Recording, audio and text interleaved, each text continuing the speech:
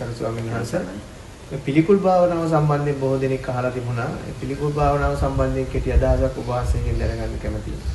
ඒක හොඳ අදහසක් මේ තොරතුරු තේරුම් ගන්න එක. ඒ කියන්නේ පිළිකුල් භාවනාවක් කියලා එකක් නැහැ. පිළිකුල් භාවනාවක් කියලා එකක් නැහැ. නැහැ. පිළිකුල් භාවනාවේ තියෙන පටික්කුල සංඥාව කියන්නේ. එහෙමයි. අනිත් එක ද්වත්විසාකාර භාවනාව. ඒ කියන්නේ පිළිකුල් භාවනාව කියලා කිව්වොත් එහෙම සම්පූර්ණ වැරදි. අපි දැන් අහලා තියෙන අර ශරීරය ගැන හිතලා අයිනෝ පිළිකුල් කරනකම හරිය ගන්න මෙතන පිළිකුල් භාවනාවෙන් කියන්නේ අපි කෙස් කැතයි ගඳයි පිළිකුල. ලෝම් කැතයි ගඳයි පිළිකුලයි. දැන් සිංහල පරිවර්තන කරන්නේ. එතකොට මෙහෙම කිව්වොත් එහෙම හොඳට අහගන්න ප්‍රශ්නයක් තියෙනවා. දැන් අපිට කෙස් කැතයි ගඳයි පිළිකුලයි කිව්වහම මේ ඔක්කොම ටික කිව්වම අපිට මේක අප්‍රියාවක් වෙන පටන් ගන්නවා. අනිවාර්යෙන් එහෙම නිකන් අප්‍රියාව අපි ගැනම අප්‍රියාවක් කියන දේශයක්. ඔය මේ භාවනා කරලා අවුගියා කියලා කියන්නේ බොහෝ විට ඒව ඉන්න මට කතා කරලා කියලා තියෙනවා. එහෙම අය අපේ ස්වාමීන් වහන්සේලා එහෙම ඇත්ත විස්තර අපිට කියලා තියෙනවා. ඒ කියන්නේ මෙච්ච සිදුවීම් මේ අපිලිකුල් භාවනා කරන්න ගිහිලා තරලා ගත්තෙන් උන්වහන්සේ ලස්සන විස්තර කරලා තියෙනවා. ඒක කරගත්තම දැන් පිළිකුලක් වුණොත් එහෙම කොහොමද දැන් බලන්න මිනිස්සුන්ට දැන් වැඩිපුර ඔක දිගින් දිගට කරාට පස්සේ මොකද වෙන්නේ? එයා හොදන වැඩි. ඔව්. මානසික කෙනෙක්. මානසිකව. ඉතින් ඇයි මේ කියන්නේ යථාර්ථය කියන්නේ පිළිකුලක් කියලා භාවනාවක් නැති එක මේගොල්ලෝ පිළිකුල කරන්නේ. අර පටික්කුල කියන එක දැන් මේගොල්ලෝ පරිවර්තනය කරලා පිළිකුල් කියනවා. පිළිකුල් වෙච්ච හැටිම අප්‍රියාවක් කියලා කියන්නේ දේශයක්. එතකොට රාගය කඩන්න දේශයක් දීලා තියෙනවා. ගැලවෙන ක්‍රමයක් නෙමෙයි දීලා තියෙන්නේ. රාගය යටපත් කරනවා දේශයක් දාලා.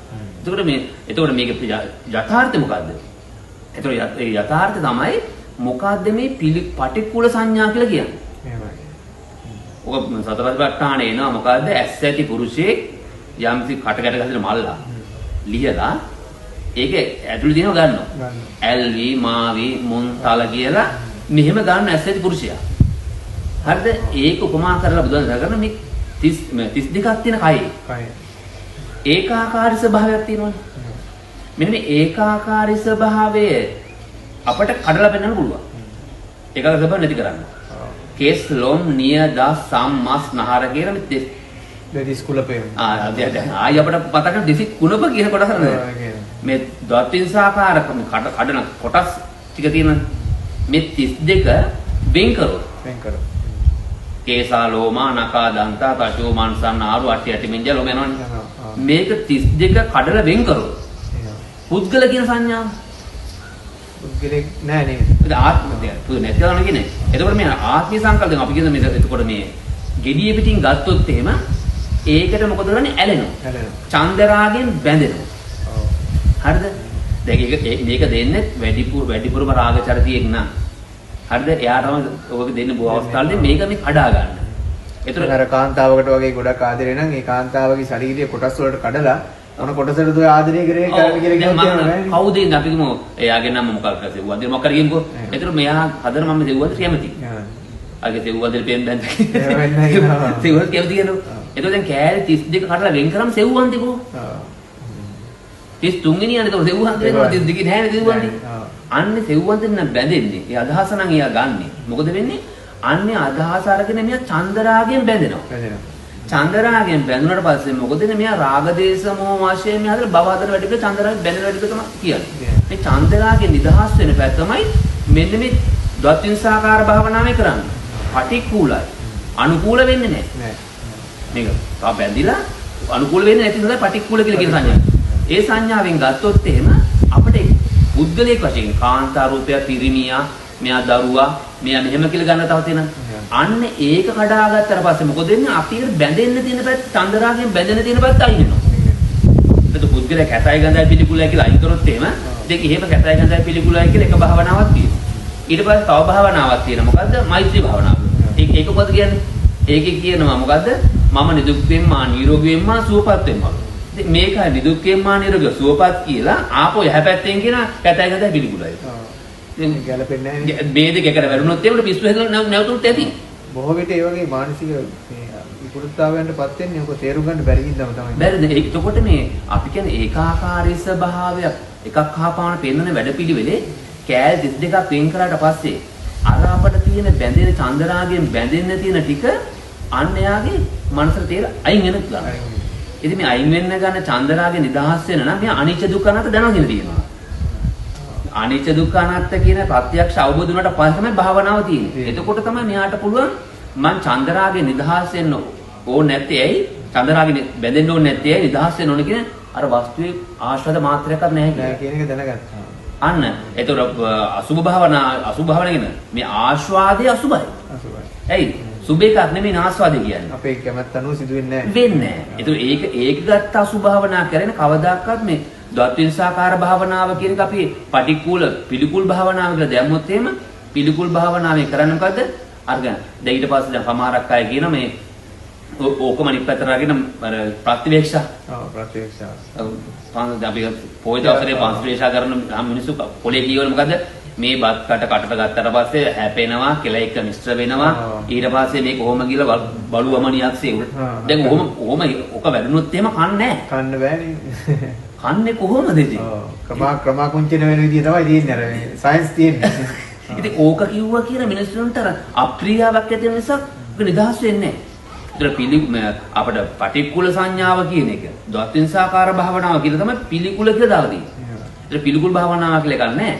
කාටද මේ කැලේ දෙක වෙන් කරලා බලන්න පුළුවන් නම් ධාතු වශයෙන් බලන්න පුළුවන් මේ ද්වත්විංසාකාර අවස්ථාව අන්න ඊට යහ ගිය එකක් තියෙන පස්සේ අර ධාතු වශයෙන් පඨවි ධාතුවේ මෙහෙමයි කෙස්ලොම් නිය ධාතු තවත් යන්න පුළුවන් ඔබට. හැබැයි අපි සාරාංශය ගන්න තියෙන්නේ මේ පිළිකුල් භාවනාව කියලා එකක් නැහැ. තියෙන්නේ පටික්කුල සංඥාව. එතකොට ඒකෙන් අපිට කියන්න මොකද්ද අර එන අර ඇස්සති පුරුෂයෙක් මල ලිහලා මුං තල තෝරලා ගත්තානේ. ඒකේ තිබුණේ නැහැ බලු බෙටි එහෙම නැත්නම් මේ වෙන අසුචි කරන කතාවක් තිබුණේ නැහැ. එතකොට මේකේ තියෙන කෑලි 32 තියෙනවා නම් මේ කෑද්ද වෙන් කරලා ගත්තට පස්සේ කෝ පුද්ගලෙක් මම බැඳෙන පුද්ගලයා කෝ මම කාටද බැඳෙන්නේ? අර කුඩු උදාහරණයක් කරන බයිසිකලයක්. බයිසිකලයක් අරගෙන බයිසිකල දිනවනේ. රෝඩ් එක ගලවනවා. චේන් එක ගලවනවා. සීට් එක ගලවනවා. හැන්ඩල් එක ගලවනවා. ගලව කොටස් ගන්න. දැන් කෝ බයිසිකල. බයිසිකල නෑ අපි කෑලි කියන්නේ. ආන්න කෑලි කියලා එතකොට ආපහු ෆිට කරලා පස්සේ බයික් එක. අර චන්දරාගෙන් බැඳෙන්නේ මේ පංචකාමලෝ චන්දරාගෙන් බැඳෙන්නේ ඇයි? අර ගෙඩියක් වගේ පේන නිසා. ඔන්න ඔකට තමයි පිළිකුල් භාවනාව කියලා අපි හදාගෙන පිළිකුල් කර කර දකලාන්නේ. පටික්කුල සංඥා. ඕක හරියට ඒ තේරුම් ගන්න බැරි නිසා තමයි ඔය මානසික මේ ඔක ඩිසෝඩර් කියලා කියන්නේ. Mental disorder. තනිකර ඊට පස්සේ මොකද නේ එහා ඒක හරියට වැඩුණොත් එහෙම. ඊට පස්සේ එහා මූණ දෙන්න සමාජයට කැමති නෑ. මට එහෙම ගොඩක් මේ ආරණ්‍ය සේනාසන වල ස්වාමීන් වහන්සේලා හම්බෙලා තියෙනවා කාත් එක්කවත් කතා කරන්න කැමති නෑ. එතකොට එයාගෙන් අහපුවාම එයා ඔය කියන අට්ටික සංඥා ඒ වගේ විවිධාකාර පිළිකුල් පැත්තට බර දේවල් කතා කරපුවාම එයාට අනිත් අය ගැන දේශයක් ඇති වෙන්නේ. දේශය මත එයා කාත් එක්කවත් කතා කරන්නේ හුදකලා ඉන්නවා. හුදකලා ඒදීමේ ඊළඟ ප්‍රතිඵලය තමයි එයා තනියම කතා කරන්න ගන්නවා, hina වෙන්න ගන්නවා. අන්න ඒ වගේ ડિප්‍රෙෂන් එකක් ඒක මේ ඩිසෝඩර් කියලා කියන්නේ. සයිකොලොජිකල්. ඒකට බලන්න හැමතිස්සෙම එයාගේ හිතේ නිදාස්භාවයක් නැහැ. එයා හැමතිස්සෙම ප්‍රතික්ෂේප කරනවා. ඒ ප්‍රතික්ෂේප කරලා එකක් නෙමෙයි මේකේ තියෙන්නේ. ප්‍රතික්ෂේප කරනකොට දේශයක් ඇති වෙනවා. ඇති වෙනවා. දැන් අපි අපේ රටේ වෙලා තියෙන්නේ රාගේ යටපත් කරලා තියෙන දේශේ. දේශේ. ඒකයි. රාගේ දැන් දේශේ කියපුවම අර මහා සාවද්‍ය කියන එකට තමයි තියෙන්නේ. දේශේ මහා සාවද්‍යයි. ඊට වඩා රාගේ හොඳයි. රාගේ හොඳයි. ඒ කියන්නේ දැන් විදේශ රටවල මිනිස්සු කනවා බොනවා සතුටු වෙන මෙච්චර දේශයක් නැහැ. ඇයි ඒගොල්ලන්ට දේශ නිදි දාලා තියෙනවා. රාගෙ නිදි දාලා නැහැ. ඒතකොට දේශ දැන් භයානක. අද ඒගොල්ලෝ ධර්මතාවයක් තේරෙන්නේ නැහැ. ඒගොල්ලෝ නීතිමතින් හදලා. ඉතින් මිනිස්සු සතුටින් ඉන්නවා. දැන් අපේට බලලා තියෙන්නේ අපේ සංස්කෘතියත් එක්ක අපේ රාගේ යටපත් කරලා දිනවා දේශීය ඉස්මතු කරලා දෙනවා. දේශේ බලවත් නේ. මිනිස්සු පීඩාවට ලක් වෙනවානේ. දේශේ විච්චෙනවානේ. එතකොට රාගේ අල්පසාවද්‍යයි ප්‍රහාණය අමාරුයි. ටිකක් ගැලෙනවානේ. හැබැයි දේශේ මහා සාවද්‍යයි. ඒ දේශය තුලින් මතුවෙන කිරණයත් මේ විශ්වයට මුදාහරනවාම මේ ඒකත් බලපානවා. දේශේ වෙන ගිනි ගන්නවානේ. අපිට තේරෙන කීර්තියක් කරනකොට ගිනි ගන්නවානේ මිනිස්සයා. ඔය ඒක මුල් ඇඟෙන් පේනවනේ.